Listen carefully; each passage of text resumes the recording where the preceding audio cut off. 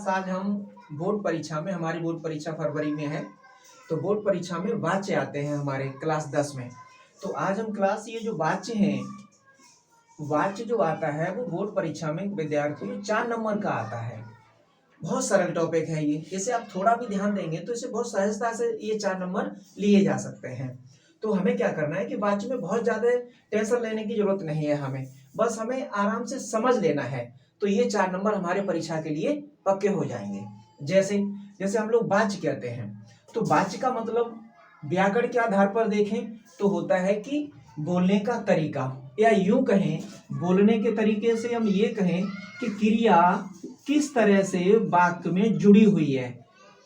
जो क्रिया है वो वाक्य में किस तरह से जुड़ी हुई है। किस तरह से जुड़ी हुई है का क्या मतलब है कि जैसे क्रिया है वो कर्ता से जुड़ी हुई है।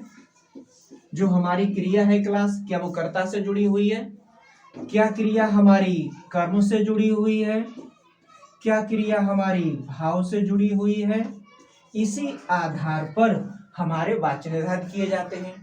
तो क्रिया के जुड़ने का मतलब आप समझते हैं कि क्रिया किस किस से जुड़ सकती है। क्रिया कर्ता से जुड़ सकती है, क्रिया कर्म से जुड़ सकती है, और क्रिया हमारी भावपूर्ण हो सकती है। तो हम पहले वाच्य को देख लें। क्रिया की क्रिया जिस रूप से जुड़ती है, हम उसी के आधार पर, क्रिया के जुड़ने के आधार पर हम वाच्य को निर्धारित कर देते हैं।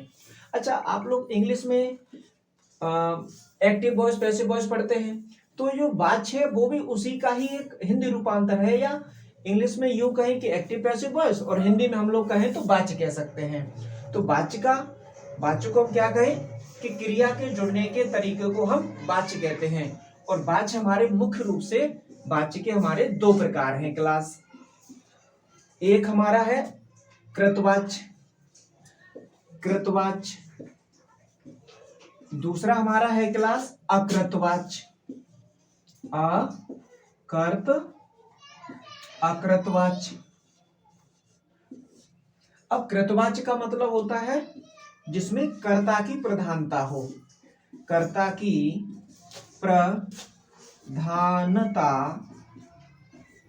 प्रधानता वाले वाक्य, कर्ता की प्रधानता वाले वाक्य।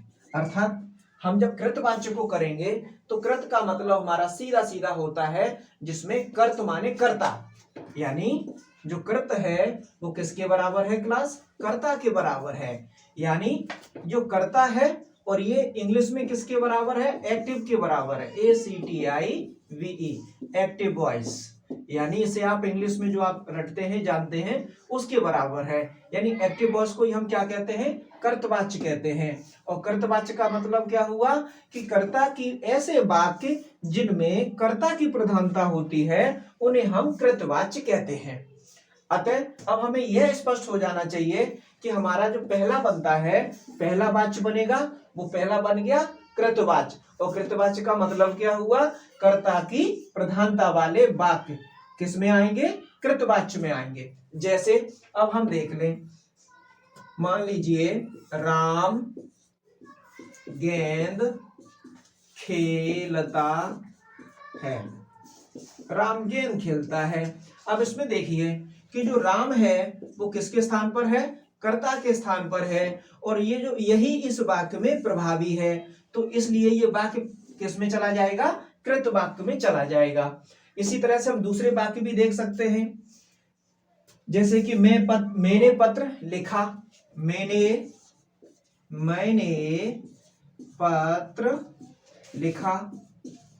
अब यहां देखिए इस वाक्य में क्या है? मैंने प्रभावी हो रहा है, तो जो मैंने है वह कर्ता के स्थान पर है और यही इस वाक्य में प्रभावी है, इसलिए ये वाक्य भी कैसा है? कृतवाच्य है। दूसरा एग्जांपल भी हम देख सकते हैं इसमें, इसी के आधार पर। जैसे मान लीजिए यह